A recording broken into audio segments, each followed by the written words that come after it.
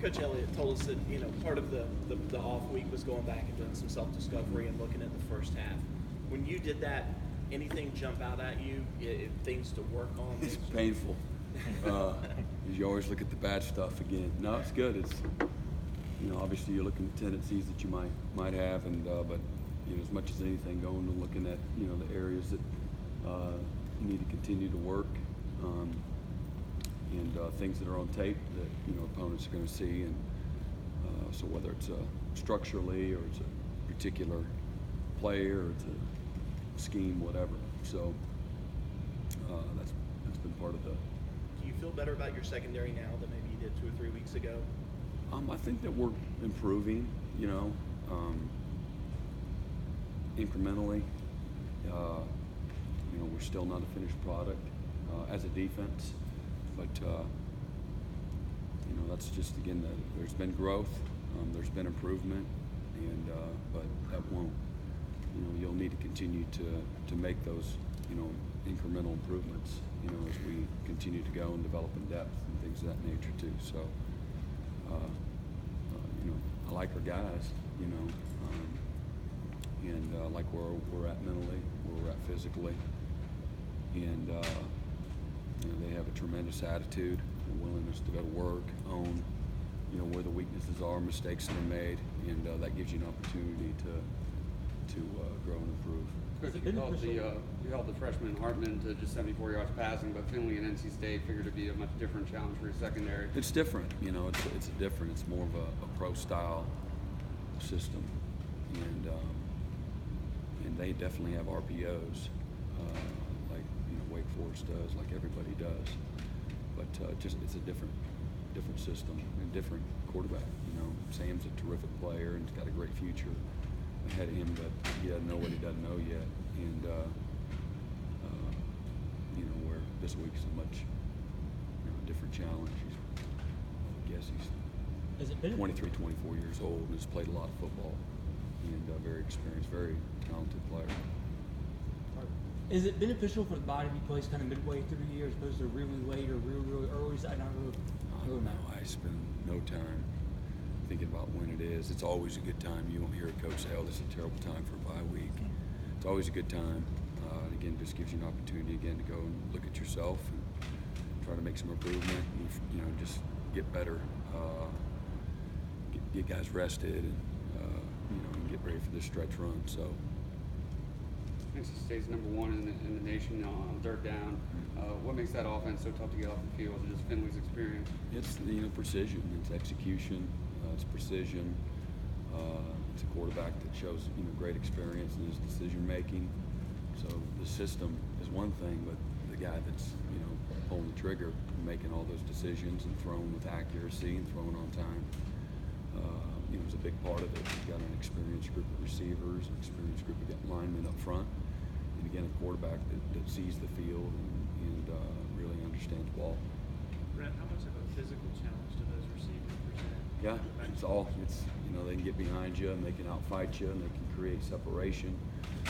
Do a great job, with again the deep ball over the top and the back shoulder throws and the quick game underneath. Finding space, they do a great job. They're very physical. With Kelvin Harmon in particular, what kind of challenges he?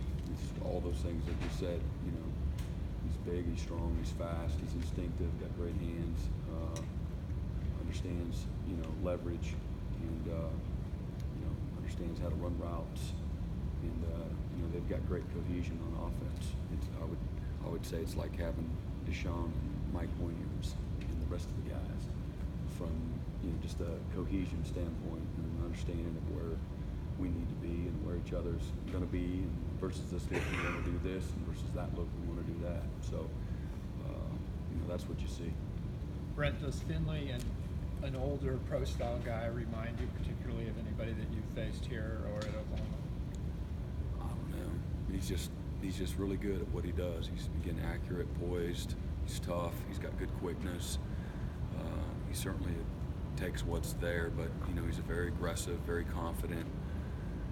He'll throw the seam when there's not really a hole there, and does a great job, immediately understanding your positioning on a particular route and throwing the ball where it needs to be based on where you're at. So just he's very good, and with what he does. But I'm sure there's players that have been similar to him, but I haven't really thought about that. Coach, you and Dave Dorn are a couple Kansas guys. You coach against each other in the Big 12. How would you describe his coaching style? Dave's a terrific coach. We used to clinic each other. We used to get together and talk football and linebacker play, defense, and we did that for a number of years till we had to start facing each other. We had a mutual friend that gave him a strong recommendation for a job for Mark Mangino at Kansas, and that's kind of when we started having to face each other and quit letting him come see us. But Dave's done a terrific job everywhere he's been. He's very detailed, very passionate, very tough, disciplined, and his team, reflects that. Big picture-wise, as you come off the bye now, what do you think is the most unique part of this defense compared to some of the other great units you guys have had in years past? Unique.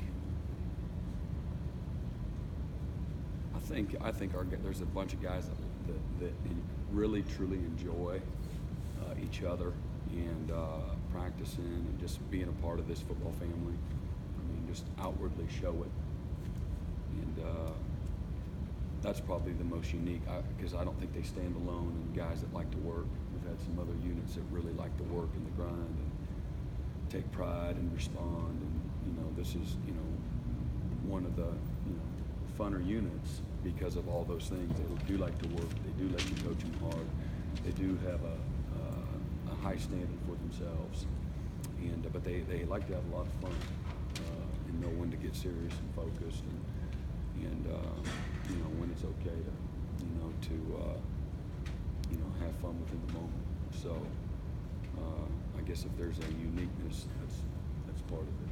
Obviously, it makes your job easier in some regards, but do you find yourself having to, I don't want to say yell, but they take ownership of this? You don't have to go into a room and tell them to do this, No. do that. They're very... No, don't have to.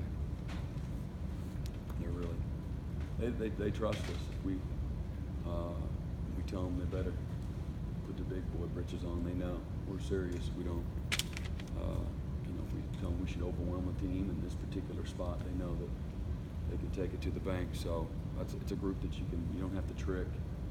You don't have to con them into anything. You tell them how it is, and they get it. It's a very mature group of guys that has played a lot of ball, and they want to win every bit as much as you do, and take a lot of pride in how they do it as much as anything.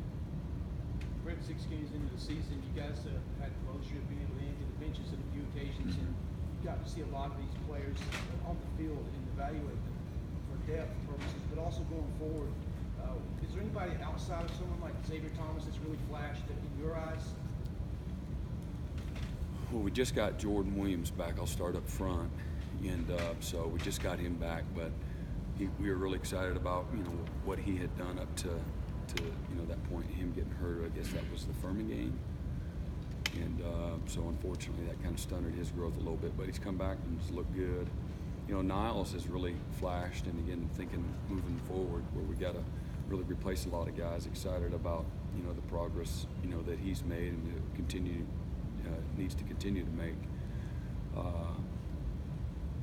I think Trey Lamar's really come on through the course of this season and really made some evident marked improvement within the season, and really excited about him. I think Isaiah, he had his best game.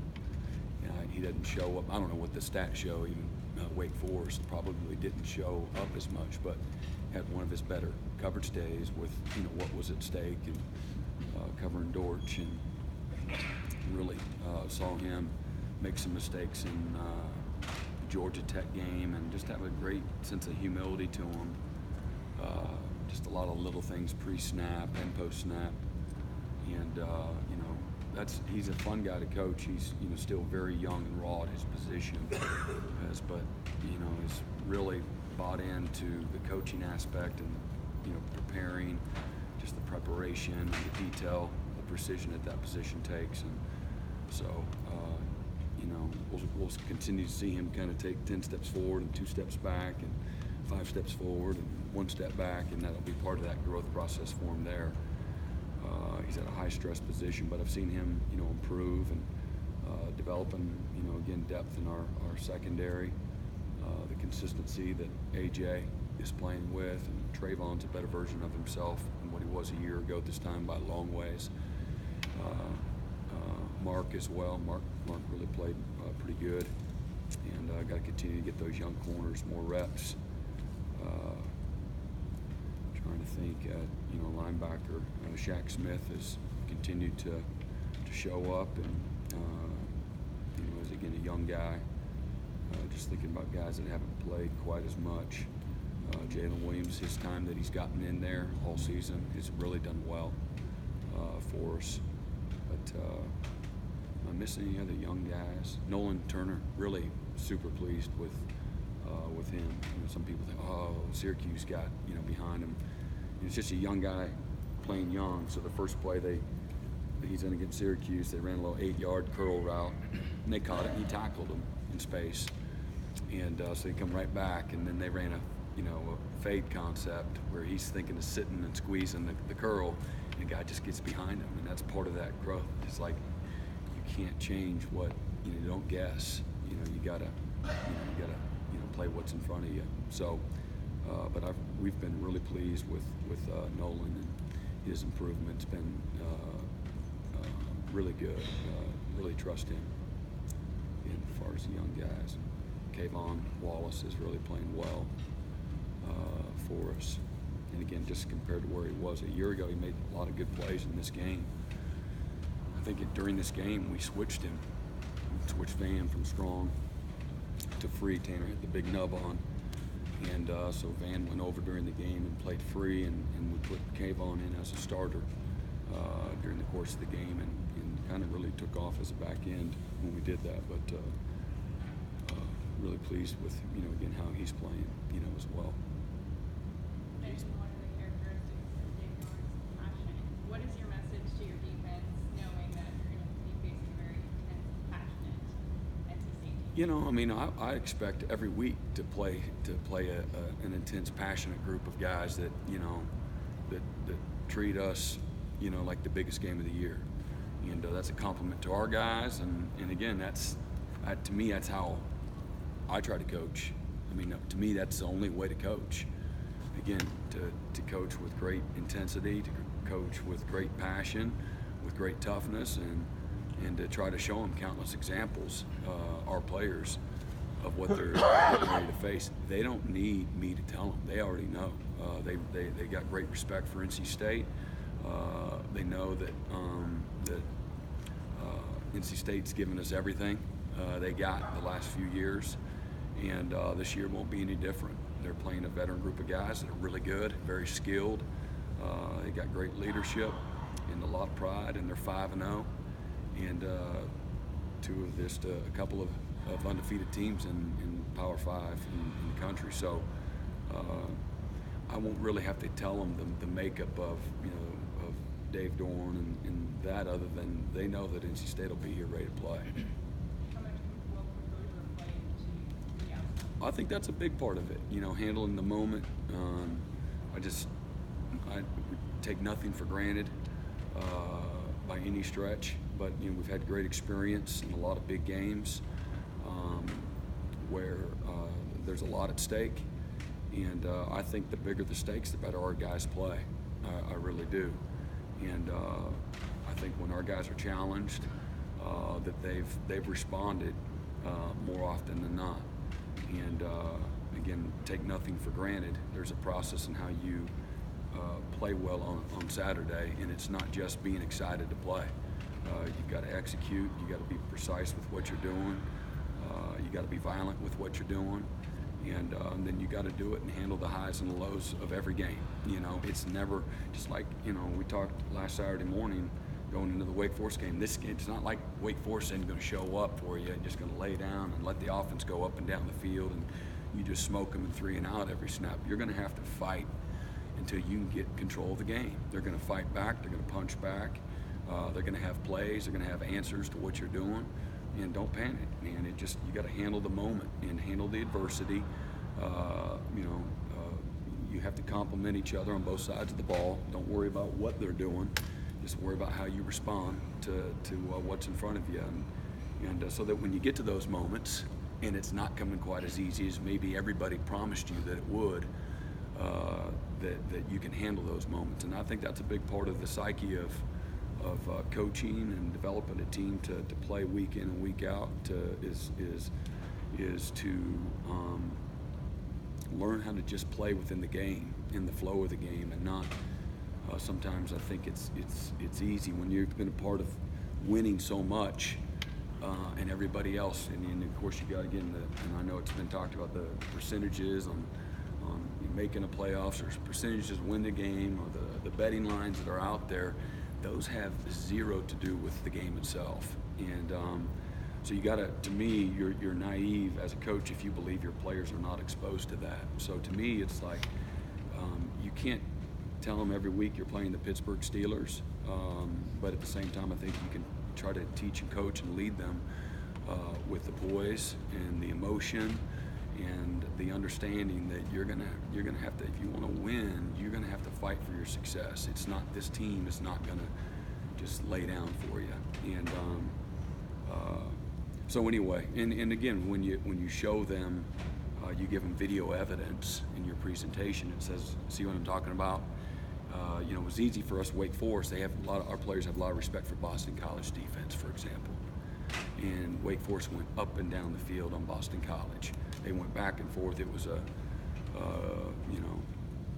shootout type game, and they were like, wow, So when you cut it up and put it to them in video presentation, you're like, see, these are the guys you all been watching and respecting for the last 3-4 years, and they're getting worked. And so those are ways that validate, some of your eagerness to get your guys to really respect the game and how it is to play well. So I know that was long-winded, but I think that there's a lot to it, and a lot that we don't take for granted. And just to be able to, again, to have the Zoom focus, and again, to be able to, block out all the outside noise that is there. You can act like it's not, but it is. And so again, having a mature team, having guys that have been there, done that, helps. But as coaches, I've always been one to believe you don't ever take it for granted that you have this heightened awareness that you got to create with your guys on hey, this is what's getting ready to go down. All right. Thanks, Coach. All right.